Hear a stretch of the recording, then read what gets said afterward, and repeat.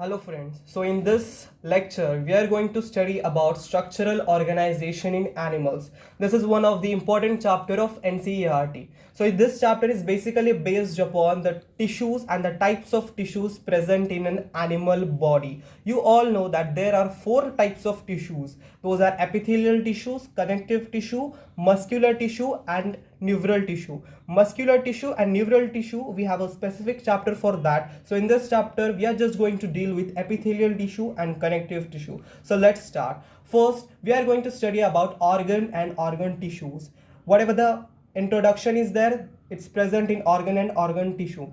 So properties of epithelial tissue, cell junction. Basically there are four subtype of cell junction. Cell junction, it means the attachment or the attachment of cell to cell or cell to cell connections. Next is simple epithelial tissue and compound epithelial tissue. These two are basically subtype of epithelial tissue, in which simple epithelial tissue is of one layer tissue and compound epithelial tissue is a multi-layer or two-layer tissue. Then we are going to deal with glands, connective tissue, which is again a type of tissue, cells and fibers of connective tissues, loose connective tissue, dense connective tissue, cartilage and bone. Connective tissue have three subtypes. Those are loose connective tissue, dense connective tissue and specialized connective tissue. Specialized connective tissue again have two subtypes, and those are cells and fibers of connective tissue, and the one is skeletal connective tissue, which consists of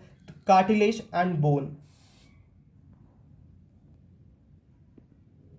So let's begin with the basic introduction. Unicellular organism. We all know unicellular organisms are composed of single cell. That means they doesn't contain tissue. Multicellular organisms. That means we human. We are multicellular organism and we are composed of many cells. So we are multicellular organism. Human body is composed of billions of cells. You know the cells, which a group of similar types of cells along with intercellular substances performs a specific function. That means the cells with the similar structure or with the similar functions and are of similar origin comes together and forms the tissue and performs various functions in our body.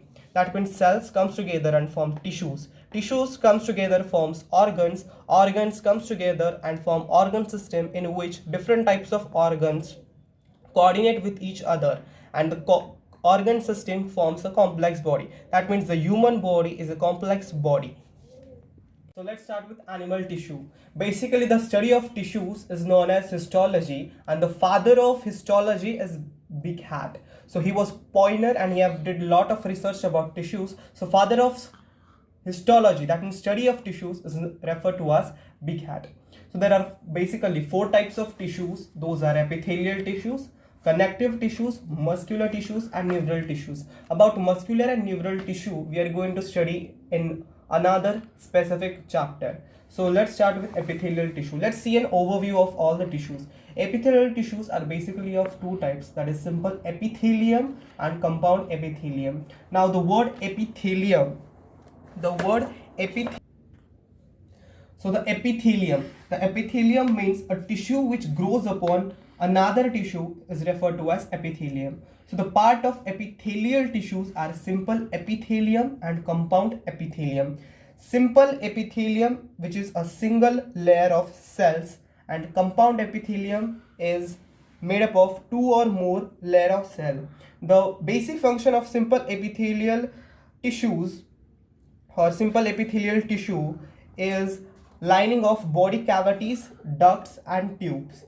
The function of compound epithelium tissue, it has protective function and it does in our skin. Compound epithelium or compound epithelial tissues are also known as stratified epithelium or stratified epithelial tissues. Now, simple epithelial tissue is again characterized into four subtypes, and those are simple squamous epithelium, simple cuboidal epithelium, simple columnar epithelium and pseudo stratified epithelium. So this division or categorization of simple squamous, cuboidal, columnar and stratified is did on the basis of their shape and structural modification of the cells. The next is compound epithelium. Now in this compound epithelium, it is again divided into two subcategories. Those are non-stretchable and stretchable. Stretchable are even known as transitional. Non-stretchable compound epithelium are basically of three types, that is stratified squamous, stratified columnar and stratified cuboidal. So let's see about connective tissue, which is even a part of animal tissues. Connective tissues are the tissues which connect structures or provide support to transport the substance. So connective tissue is again characterized on the three subtypes. Those are loose connective tissue, which consists of more matrix and less fibers. The next is dense connective tissues, which consist of more fibers and less matrix. That means these two tissues characteristics are vice versa. The next one is specialized connective tissue. Now let's see, the dense connective tissue is again of two types, that is areolar connective tissues and adipose connective tissues. Then dense connective tissue is again of two types, that is dense regular connective tissue and dense irregular connective tissue. The examples of regular connective tissues are like tendons and ligaments, and the irregular dense connective tissue is found in the skin.